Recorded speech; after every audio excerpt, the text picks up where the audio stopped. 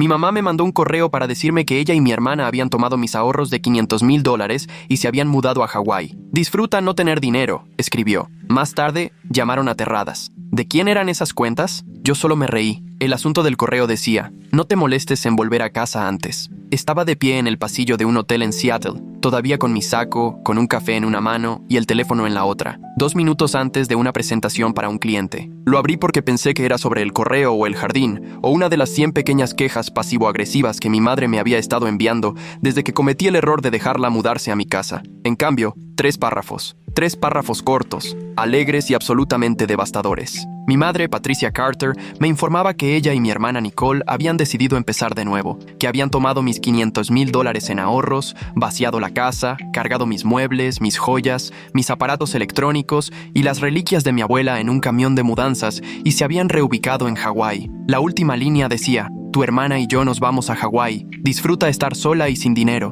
Lo leí 2 veces, luego una tercera vez, y entonces sonreí. No el tipo de sonrisa que esperarías de alguien a quien le acababan de robar su vida. El tipo de sonrisa que pones cuando meses de preparación silenciosa y cuidadosa finalmente se encuentran con el desastre exacto para el que te preparaste. No tenían ni idea. Mi nombre es Olivia Carter. Tengo 34 años. Soy consultora de operaciones financieras, lo que significa que las empresas me pagan buen dinero para encontrar dónde se están fugando los recursos antes de que la fuga se convierta en una inundación. Soy, por formación profesional, alguien que no deja las cosas importantes sin protección. Leo los contratos antes de firmarlos. Hago respaldos de mis archivos antes de abrir correos de remitentes desconocidos. Guardo registros como otras personas guardan remordimientos, de forma exhaustiva y organizados por fecha. Llevaba haciendo eso profesionalmente durante 9 años cuando Patricia y Nicole decidieron robarme. Déjenme retroceder. Mi padre, Gerald Carter, murió 18 meses antes de que comience esta historia. Un infarto, rápido y sin previo aviso, como siempre sucede en las peores cosas. Dejó una pequeña póliza de seguro de vida, una Ford F-150 de 2017 y una dinámica familiar que había estado silenciosamente desequilibrada desde que tengo memoria. Nicole era la favorita. No lo digo desde el rencor, es simplemente un hecho. De la misma manera que el clima es un hecho. Nicole es 4 años mayor que yo. Y desde que éramos niñas, mi madre operaba bajo un sistema que no entendía hasta la edad adulta.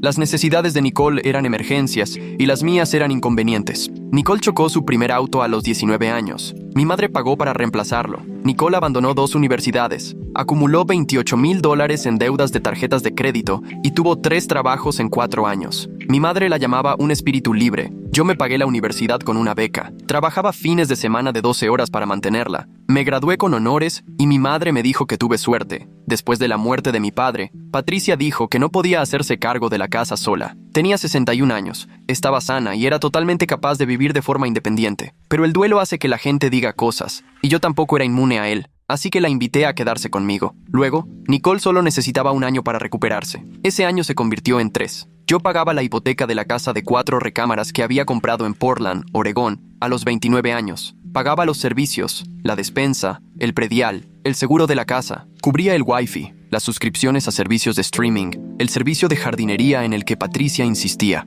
Llevaba a mi madre a sus citas con el médico. Me encargué del papeleo de la herencia cuando mi padre murió, todo, mientras trabajaba a tiempo completo en una carrera que me exigía viajar 3 o 4 días al mes. A cambio, me trataban como a la gerencia que resentían. Las pequeñas señales llegaron primero, como siempre sucede. Nicole comenzó a hacer preguntas sobre mis aplicaciones bancarias hace unos 8 meses. Preguntas casuales que se colaban en conversaciones normales. ¿Usas esa aplicación de ahorros o un banco normal? ¿Tu cuenta principal es la que usas para la despensa? Me dije a mí misma que estaba pensando en sus propias finanzas. Me dije que no era nada. Luego noté que el correo se abría y se volvía a sellar. No de manera obvia, solo ligeramente desalineado en la esquina. El pliegue medio centímetro diferente a como lo dejo. Una carta, luego otra. Me dije que era la humedad. Luego Patricia comenzó a rondar cada vez que pagaba las facturas de la casa, parada en el umbral de la cocina mientras yo estaba sentada en la barra con mi laptop, sin decir nada, solo presente, sus ojos moviéndose hacia la pantalla. Me dije que estaba aburrida. El momento que me heló la sangre llegó un martes de marzo, unos 6 meses antes de Seattle. Volví a casa de un viaje de trabajo y encontré a Nicole en mi escritorio, en el despacho, de espaldas a la puerta, haciendo algo en un papel con mi estado de cuenta bancario, uno impreso que yo había dejado en el bote de reciclaje y una calculadora. Cerró el papel rápidamente cuando me oyó y dijo que solo estaba usando el escritorio. Su expresión era la de alguien interrumpido, no la de alguien avergonzado. No dije nada. Fui a mi habitación, cerré la puerta y me senté en el borde de la cama con las manos muy quietas sobre mi regazo. No sentí pánico, sentí esa claridad fría y específica que llega cuando te das cuenta de que la amenaza que has estado archivando bajo probablemente nada, no es nada en absoluto. Es algo, ha sido algo durante un tiempo. Esa noche llamé a Daniel Mercer. Daniel Mercer ha sido mi abogado personal durante 6 años. Tiene 47 años. Exabogado de litigios corporativos, ahora dirige un despacho privado en Portland especializado en protección de activos y disputas civiles. Tiene el tipo de voz que hace que las situaciones caóticas se sientan controlables. Baja, deliberada, nunca sorprendida. Cuando le conté lo que había visto, se quedó en silencio por un momento y dijo: ¿Cuánto saben sobre tu panorama financiero completo? Dije: probablemente demasiado. Él dijo: entonces arreglaremos eso ahora, antes de que algo suceda, no después. Ese fue el comienzo de 6 meses de trabajo muy silencioso y muy cuidadoso. La primera llamada que hizo Daniel fue a Lena Brooks, una contadora forense con 15 años de experiencia en rastreo de activos y documentación de fraudes. Lena es el tipo de persona que se emociona con las hojas de cálculo, como otras personas se emocionan con los deportes. Revisó mis cuentas, mis registros domésticos y el patrón de pequeñas transferencias que había notado, cantidades inferiores a $200, a intervalos irregulares, desde una cuenta a la que Patricia tenía acceso limitado para gastos del hogar, y en una semana produjo un informe de 14 páginas que documentaba actividad no autorizada que se remontaba a 11 meses. 11 meses. Nicole había estado haciendo esto durante casi un año. Daniel y Lena me guiaron a través de la reestructuración. Los $500,000 en ahorros se movieron de la cuenta que Patricia creía que era mi principal repositorio de ahorros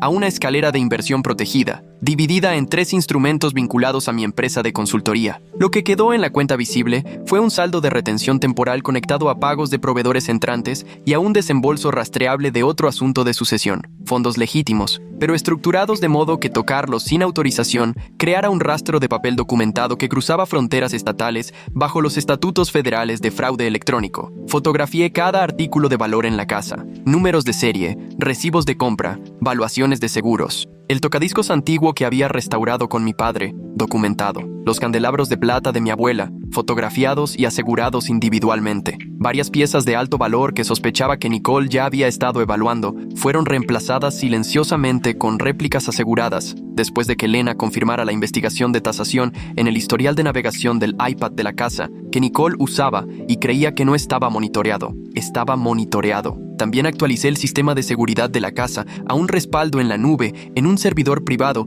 al que no tenían acceso ni conocimiento. El sistema tenía cobertura de audio y video de la entrada principal, la sala, la cocina y el exterior de la casa. Finalmente, actualicé los registros de propiedad de 2 bodegas de almacenamiento compartidas y eliminé a Patricia de la cuenta a la que le había permitido acceder para gastos del hogar, reemplazándola con una tarjeta de uso limitado con un tope de $600 que activaba alertas en tiempo real en mi teléfono. Y luego esperé. No sabía cuándo, no sabía qué sucedería exactamente, pero había hecho este trabajo profesionalmente durante 9 años. Sabía cómo se veía un patrón previo al robo. Simplemente nunca esperé verlo dentro de mi propia casa. El viaje de consultoría a Seattle se programó para principios de octubre. 4 días. Una empresa de logística de tamaño mediano reestructurando su presupuesto de operaciones. Se lo dije a Patricia y a Nicole con 2 semanas de antelación. Observé sus reacciones con atención. Nicole asintió rápidamente y salió de la habitación. Patricia preguntó qué día me iba. Ambas respuestas fueron ligeramente extrañas. No dije nada. Salí un lunes por la mañana, para el martes por la tarde,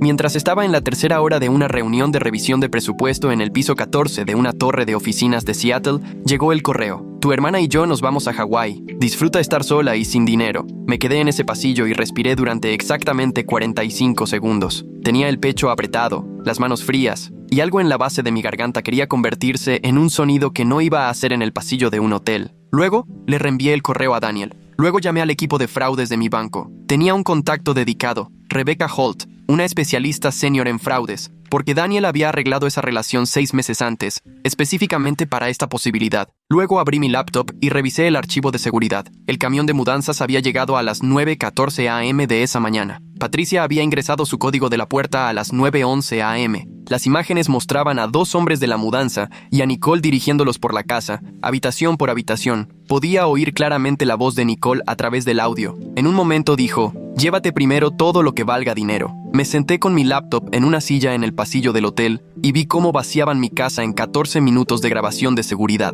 El sofá, la mesa del comedor, las fotografías familiares enmarcadas, los candelabros de plata, el tocadiscos, la cafetera, incluso las cobijas dobladas en el sillón de la sala, habitación por habitación, eficientes, alegres. Cerré la laptop, me levanté y entré a la reunión. Hice la presentación completa. Soy una profesional. No iba a dejar que me quitaran eso también. Para las 6 p.m. de esa tarde, Daniel había presentado notificaciones de emergencia a la policía de Portland, a la división de fraudes del banco y a un canal de informes federales, porque el movimiento de propiedad robada a través de fronteras estatales y la transferencia electrónica interestatal de fondos malversados activaban la jurisdicción federal bajo la sección 21314 del título 18 del Código de los Estados Unidos. También contactó al administrador de la propiedad en Hawái, cuyo nombre aparecía en un correo de confirmación reenviado que Patricia había enviado por error a una cuenta familiar compartida a la que yo todavía tenía acceso de lectura. Ese fue el detalle que lo destapó todo. Patricia había alquilado un condominio de lujo en Honolulu por 6 semanas,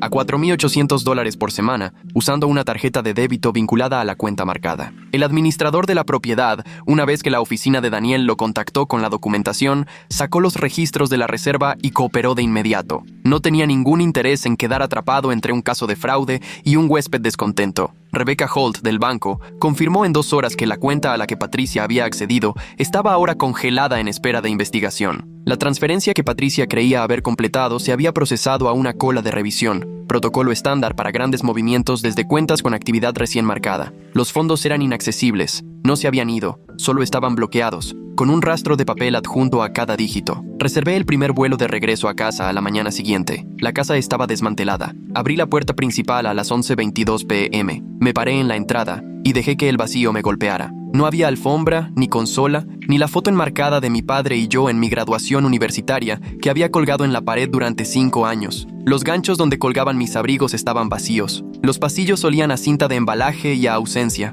No me quedé allí mucho tiempo. Me puse guantes de látex. Daniel había dicho específicamente que tratara la casa como una posible escena de evidencia, y fotografié cada habitación, cada soporte vacío, cada cajón que habían sacado y dejado torcido, cada estante que habían vaciado. Luego fui a la cocina. Patricia había dejado una nota impresa en el suelo junto a la caja fuerte abierta. Se había llevado el sobre de efectivo visible que estaba adentro, $800 en efectivo de emergencia que había dejado allí deliberadamente, junto con documentos señuelo formateados para aparecer información de cuentas. Se lo había llevado todo, lo que me dijo que se había sentido minuciosa y victoriosa. No había mirado debajo del estante inferior de la caja fuerte. Pegada allí había una pequeña tarjeta de índice con mi letra. 5 palabras. Revisa los nombres de las cuentas otra vez. Le tomé una foto, todavía en su lugar. Luego la despegué con cuidado y la guardé en mi bolso. Después me serví un vaso de agua, porque era lo único que no se habían llevado que necesitaba en ese momento, y esperé a que sonara el teléfono. Nicole llamó primero, a las 7:43 a.m. de la mañana siguiente. Dejé que sonara. Patricia llamó a las 7:51, luego a las 7:53, luego a las 8:02. En la cuarta llamada, a las 8:09 a.m., contesté. No dijo hola. Patricia Carter no me ha dicho hola en aproximadamente 3 años. Lo digo sin amargura, solo como documentación. Se lanzó directamente, su voz en un tono agudo, en un registro que yo asociaba con que las cosas no salieran como ella quería. Olivia, ¿qué hiciste? Necesitamos ayuda ahora mismo. La tarjeta no funciona. La transferencia está congelada. La oficina del condominio está en la puerta preguntando por el pago, y Nicole dice que el banco le dijo que los fondos están bajo revisión. Me apoyé en la barra vacía de la cocina. Afuera, por la ventana, el aspersor de un vecino estaba funcionando. Una mañana de martes completamente ordinaria. ¿Ayuda con qué?, dije. ¿Con estas cuentas? ¿Qué tipo de cuentas eran estas? Cerré los ojos por un segundo. Imaginé su cara, roja, desconcertada, todavía genuinamente incapaz de concebir que yo hubiera anticipado esto. Del tipo que me pertenecían a mí, dije. Nicole me arrebató el teléfono. Pude oír viento y tráfico. Probablemente el vestíbulo del condominio. Deja de jugar, dijo. Lo que sea que hayas reportado, deshazlo. Estamos atrapadas aquí y es tu culpa. Yo no me llevé nada, dije. Ustedes sí. Se llevaron mi propiedad, vaciaron mi casa, y tu madre me envió una confesión por escrito con todo y asunto. Ese correo era algo entre familia, gritó Patricia desde algún lugar detrás de ella. Anoté esa frase en un bloc de notas inmediatamente después de que terminó la llamada. Daniel se rió durante 10 segundos cuando se la leí. Ese correo era algo entre familia. Había enviado un relato por escrito de un robo grave a mi correo del trabajo un martes por la mañana, y creía que era una comunicación familiar privada. Les dije que no iba a discutir esto más sin mi abogado presente, y terminé la llamada. Durante las siguientes 72 horas, el caso se armó solo, como siempre lo hace una buena preparación. No de forma dramática, sino metódica. Una pieza confirmada tras otra encajando en su lugar. Mónica Reyes, mi vecina de enfrente, había estado regando mis plantas durante el viaje. Vio el camión de mudanzas el martes por la mañana y el comportamiento de Patricia le pareció lo suficientemente extraño como para grabar un video corto con su iPhone. 47 segundos. Audio claro. En él, Nicole es visible en la puerta dirigiendo a los de la mudanza y su voz es claramente audible diciendo: «Llévate primero todo lo que valga dinero. No pierdas tiempo con los libros». Mónica me envió un mensaje esa noche preguntando si todo estaba bien. La llamé de inmediato, le pedí que guardara el video y no lo compartiera, y le di el número directo de Daniel. La detective Carol llamada fue asignada al caso a través de la Unidad de Delitos contra la Propiedad de la Policía de Portland. 12 años en la fuerza, los últimos 4 especializándose en robos residenciales y fraude. Era precisa y sin prisas. El tipo de detective que escribe todo y te pide que digas las cosas 2 veces, no porque no te haya oído, sino porque quiere asegurarse de que el registro esté limpio. Revisó las grabaciones de seguridad, el video de Mónica, el correo de Patricia y la documentación financiera de Elena en una sola sesión de 3 horas en su escritorio. Cuando terminó, me miró y dijo: «Nos hizo el trabajo». Le dije que no era mi primera auditoría. Casi sonrió. Los de la mudanza, contactados por la detective llamada en 48 horas, declararon confirmando que habían sido contratados por Patricia Carter y pagados con una tarjeta de débito vinculada a la cuenta marcada. No tenían conocimiento de la situación legal. Cooperaron plenamente. Su factura se convirtió en la prueba C en el paquete de documentación formal. El administrador de la propiedad en Honolulu, en coordinación con Daniel y la abogada de Hawái que Daniel había contactado, una mujer llamada Susan Park, de litigios civiles con 8 años de práctica en Honolulu, confirmó que el pago del condominio había fallado y que Patricia había intentado hacer 2 pagos alternativos con diferentes tarjetas, ambas conectadas a cuentas que ahora estaban bajo revisión por fraude. Patricia y Nicole estaban en Honolulu con muebles que no podían vender rápidamente, dinero al que no podían acceder, un condominio que no podían pagar y un correo electrónico en mi bandeja de entrada que describía, en las propias palabras de Patricia, exactamente lo que habían hecho. La segunda llamada llegó un jueves por la tarde, 4 días después de la primera. Yo estaba en la mesa de la cocina vacía. Había comprado una mesa plegable en una farmacia porque necesitaba un lugar para trabajar. Cuando sonó mi teléfono, un código de área de Nashville que no reconocí. Contesté. Era el despacho de un abogado. Patricia y Nicole habían contratado a un abogado local en Honolulu, un hombre llamado Gregory Fenn, de práctica general, que aparentemente acababa de terminar de revisar la documentación que Daniel le había enviado a Susan Park. Puso a Patricia en la línea después de 2 minutos de preámbulo profesional. Su voz era diferente esta vez. La ira todavía estaba allí. Patricia no es constitucionalmente capaz de renunciar a la ira rápidamente, pero debajo había algo que nunca antes le había oído. Algo más pequeño, algo que sabía. «Quiero entender», dijo lentamente. «¿Qué eran exactamente esas cuentas? ¿Y por qué el dinero no está accesible?» «Las cuentas son mías», dije. «El dinero es mío. La propiedad que sacaron de mi casa es mía. La documentación de todo eso está actualmente en manos de una detective de Portland, una contadora forense, una abogada civil en Hawái y la División de Informes Federales de Delitos contra la Propiedad Interestatales». Silencio. «El correo que me enviaste», continué, «el que tenía el asunto, no te molestes en volver a casa antes, ha sido presentado formalmente como prueba A». Más silencio. Luego, muy bajo. Solo quería que Nicole tuviera una vida de verdad,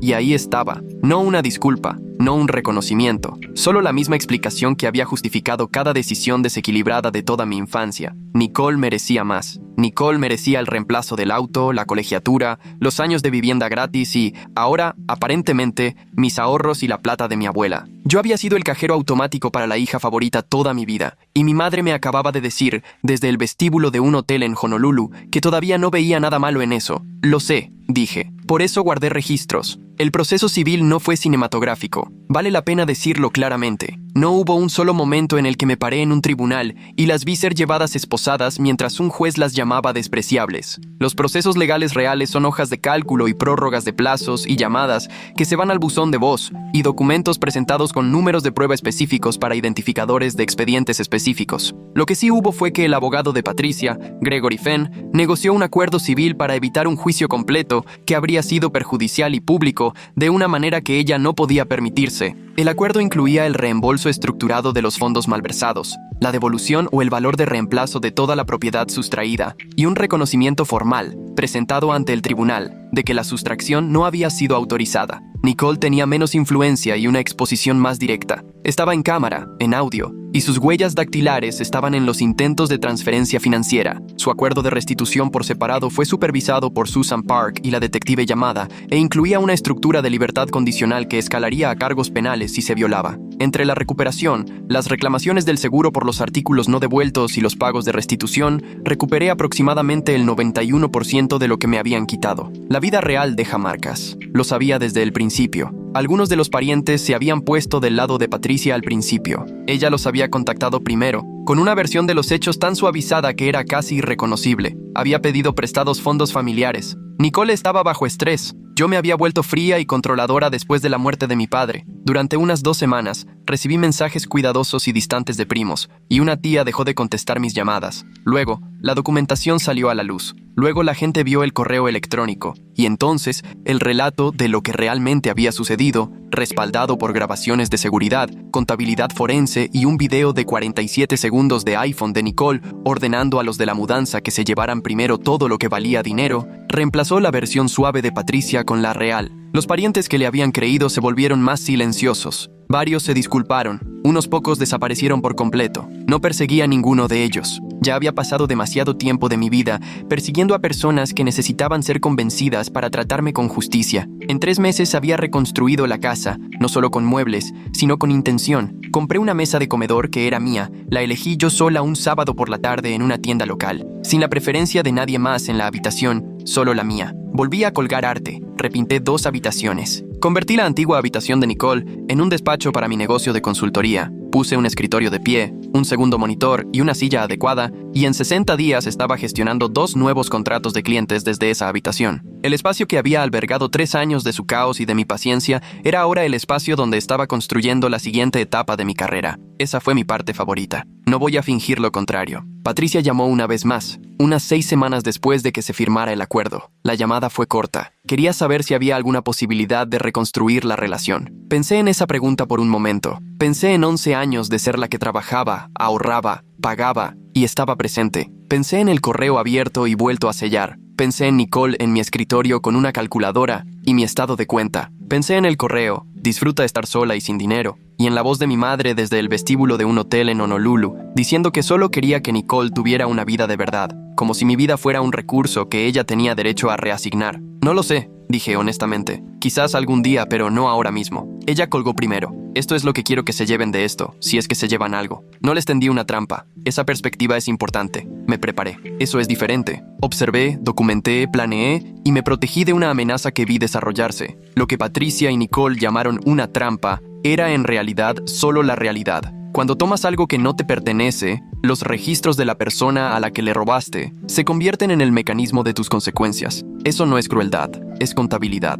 La gente que roba a su familia confía en una cosa por encima de todo lo demás. La suposición de que el amor significa que no harás valer lo que es tuyo, que estarás demasiado herido para ser estratégico, demasiado culpable para levantar una denuncia, demasiado asustado de que te llamen frío como para protegerte. Patricia había pasado 34 años enseñándome esa lección. Yo finalmente había decidido dejar de aprenderla. No cuento esta historia para aparentar fortaleza. La cuento porque fui silenciosa, cuidadosa y minuciosa durante 6 meses mientras mi familia planeaba vaciar mi vida. Y la única razón por la que salí de esto con mis finanzas, mi casa y mi futuro intactos es que traté la situación como lo que era. No un desacuerdo familiar, sino un crimen documentado antes de que sucediera. Confianza no es lo mismo que rendición. Lealtad no es lo mismo que acceso ilimitado. Y la documentación no es paranoia. Es la diferencia entre una llamada telefónica en la que tu madre grita ¿de quién eran esas cuentas? Y una en la que no te queda nada que decir. Yo recibí el primer tipo de llamada y ya me estaba riendo antes de contestar.